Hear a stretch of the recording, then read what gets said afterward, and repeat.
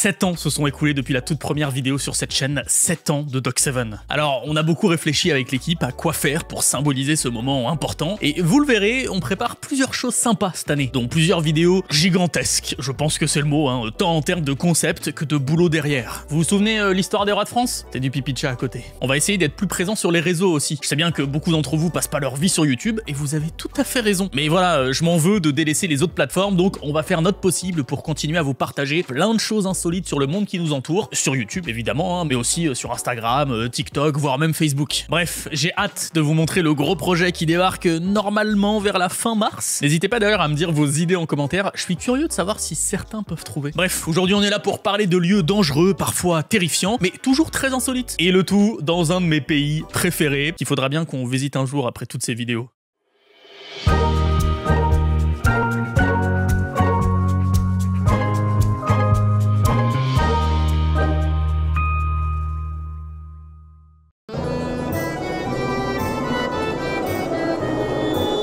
À l'est du pays se trouve la péninsule du Kamchatka. Elle est jeune, moins d'1 million d'années. Vraiment, c'est jeune à l'échelle des continents. Et pour cause, elle est formée par 2 chaînes de volcans. On en a compté 160 des volcans en tout, dont 29 qui sont encore actifs actuellement. Alors, rien que pour ça, j'ai envie de vous dire que toute la zone est dangereuse et terrifiante. Mais intéressons-nous à un endroit en particulier, Mali Semiachik. 3 volcans qui se montent un petit peu les uns sur les autres, mais à qui on a donné un nom commun. Dans le cratère du plus jeune, Seno Semiachik, se trouve un lac à la couleur paradisiaque. Non mais regardez-moi ce bleu turquoise sublime. J'ai envie de repeindre toute ma maison dans cette couleur, moi. Le lac est apparu il y a environ 400 ans à la suite d'une explosion souterraine et depuis, il est là, il bouge pas. Mais attention, s'il se trouve dans cette vidéo, c'est que je vous déconseille fortement de vous y baigner. Déjà, il se trouve à plus de 1200 mètres d'altitude, mais en plus, si vous y piquez une tête, vous allez mourir. Vraiment, c'est pas une blague. L'eau du lac a une température qui varie entre 30 et 40 degrés. Bon, ça, pourquoi pas. Mais quand je dis eau du lac, je sais pas si c'est précis scientifiquement, parce qu'il n'y a pas que de l'eau, mais aussi des acides sulfuriques, fluorhydriques et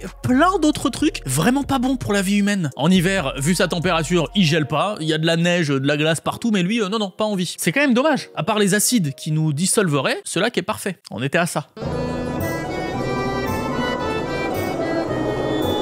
On est en Russie, on ne peut pas ne pas en parler. Et d'ailleurs, j'en ai pas souvent parlé ici. Et même si, normalement, ça n'existe plus, ce fut certainement parmi les endroits les plus dangereux et terrifiants de l'histoire. Les goulags, dont le terme que l'on connaît tous apparaît en 1930. Ça vient du russe Glavnoy Upravlenie Lagrey, qui veut dire administration générale des camps et dont on a juste gardé les initiales. Donc un goulag, en fait, c'est pas vraiment le camp, mais plutôt l'organisation en elle-même. Alors que simplement le mot Lagrey signifie camp. Bon, pour vous donner une idée, entre 1923 et 1961, voici le nombre de camps dans le pays. On est d'accord, moi j'étais à des années d'imaginer un nombre pareil. Et justement, je vous propose de découvrir l'un des pires de tous, Vorkutlag. Créé dans les années 30 dans la ville de Vorkuta, cet ensemble de camps se situait de manière stratégique près de mines de charbon. Et c'est ça la magie du goulag. Les prisonniers n'étaient pas juste enfermés, ils étaient utilisés comme une main-d'œuvre gratuite. En 1951, ils étaient près de 73 000 à vivre et à travailler dans des conditions misérables, abominables, sordides, je sais même pas comment les qualifier. Et il y avait dans le tas toutes les personnes qui étaient considérées comme ennemies au régime. Donc sans surprise, des prisonniers de guerre, des dissidents, des prisonniers politiques, des intellectuels, etc. À 5 h du matin, c'était l'heure de se réveiller et d'aller bosser dans les mines pendant au moins 12 heures d'affilée. L'hiver, les températures descendent jusqu'à moins 60 degrés et clairement, leurs vêtements n'étaient pas du tout adaptés. Non, vraiment, en termes de destination infernale, c'est difficile de faire pire.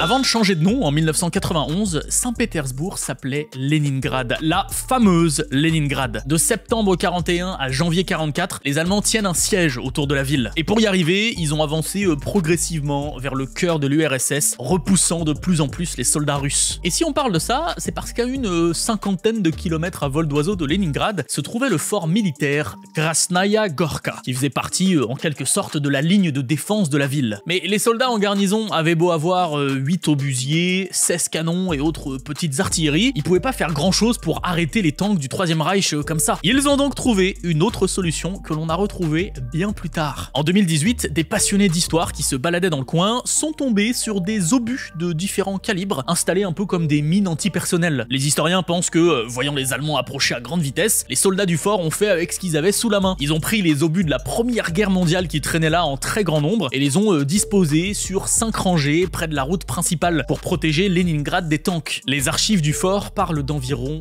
400 obus. Et puisque les tanks ne sont jamais passés par là, ou juste pas directement sur le piège, et ben tout le monde a oublié. Et ce champ de mines ultra dangereux est resté caché et à l'abandon pendant plus de 70 ans. Sur les différents articles qui en parlent, ils disent qu'en 2018, seule une 60aine d'obus avaient été retrouvés. Bon bah clairement, ne faites pas du hors-piste si vous allez visiter ce fort devenu maintenant un lieu touristique. Ce serait quand même bête de finir en purée.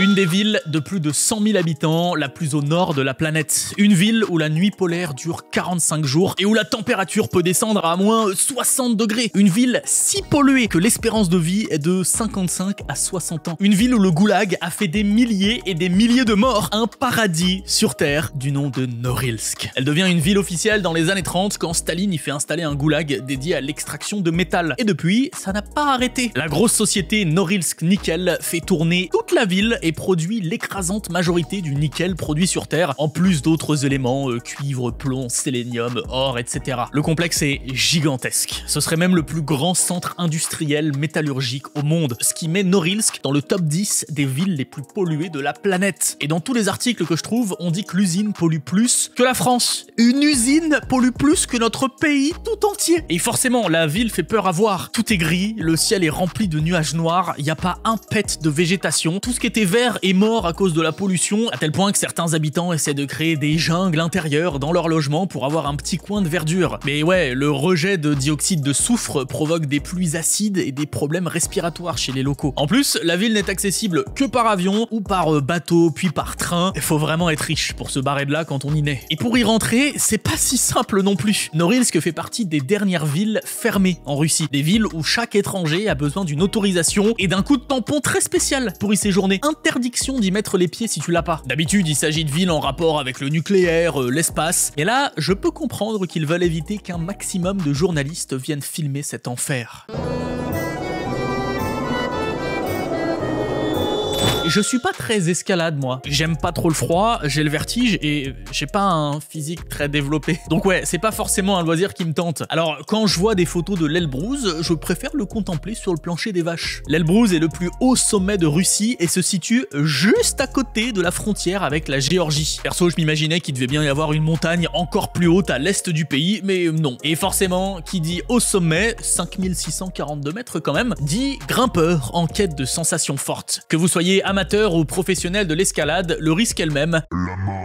Parce que, vous voyez, l'Elbrouz a un petit surnom bien sympathique, le cimetière des grimpeurs. Ça met l'ambiance, hein, tout de suite. Et pourtant, c'est pas si compliqué d'arriver à son sommet. L'été, des dizaines et des dizaines de motivés par jour atteignent son sommet via un passage sans risque et bien balisé. Oui, mais voilà, d'autres le tentent en hiver, quand les conditions sont pas du tout les mêmes. D'autres encore veulent réaliser l'ascension par le côté vraiment pas facile et très dangereux. Entre les fissures, les tempêtes, le blizzard, les températures glaciales, c'est quelques dizaines de personnes qui décèdent chaque année en tentant l'ascension. Tenez, rien qu'en septembre dernier, 5 personnes sont mortes suite à une violente tempête de neige. Non, vraiment, un petit musée bien pépouze là, au chaud, c'est tout aussi bien comme sensation forte.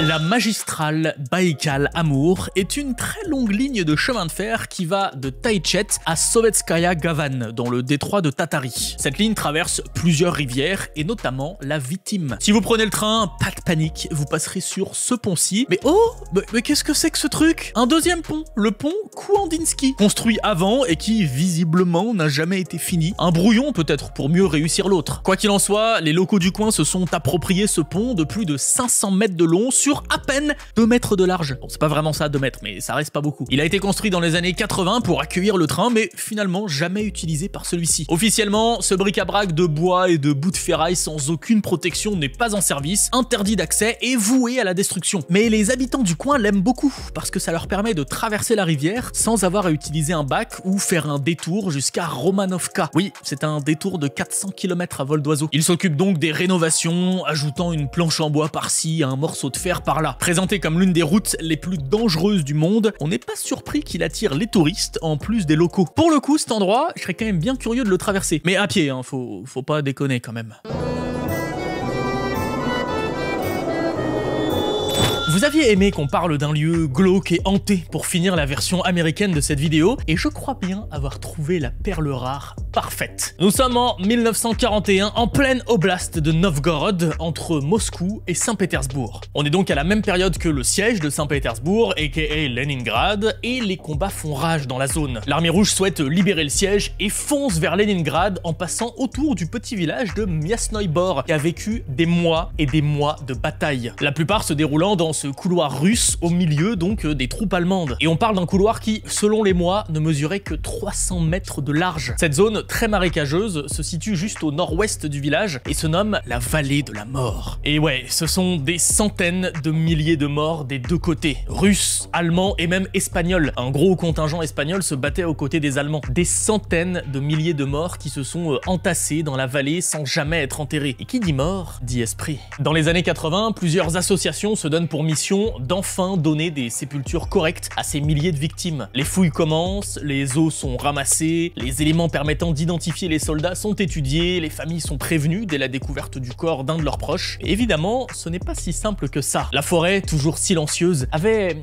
une atmosphère étrange. Et puis soudain, certains chercheurs sur place ont entendu des bruits de pas, des coups de feu, des cris en russe ou en allemand. Imaginez une seconde faire partie de ces bénévoles. Je suis tombé sur cet article de 2003 où plusieurs personnes témoignent de leur expérience paranormale à Myasnoï Bor ou dans la vallée, et il y en a des folles. Genre l'histoire d'Elena qui va aider pour les fouilles et qui raconte sur le chemin que son grand-père a été tué pendant les batailles de 41-42. Et le premier corps qui a été retrouvé avec elle, celui de son grand-père! Non mais c'est pas fou ça! Depuis, un mémorial a été construit pour y inhumer les corps retrouvés et toute la zone est très connue en Russie comme zone de paranormal très intense. Moi perso, je suis très chaud pour y aller, il me manque juste un petit peu de courage. Bon mais et vous alors, la Russie? Est-ce que ça vous a donné envie d'y aller? Je vous jure, il faut que je trouve un thème de vidéo qui me plaît pour aller une semaine sur place et vous en faire une vidéo de dingue. J'ai juste trop envie de découvrir ce peuple. Et sinon, est-ce que ça vous dirait que je fasse une version de cette vidéo mais pour des lieux dangereux, terrifiants ou creepy en France? Si oui, sachez une chose, vous êtes mes meilleurs informateurs. Je suis persuadé qu'à côté de chez vous, il y a des trésors de lieux bien trop méconnus et qui mériteraient que je les présente, donc foncez en commentaire. Si vous n'êtes pas abonné, je sais pas ce que vous attendez, mais sachez que ça me ferait super plaisir. Allez, moi je vous dis à très vite pour une nouvelle vidéo. Salut Internet! Je sais pas pourquoi j'ai fait ça.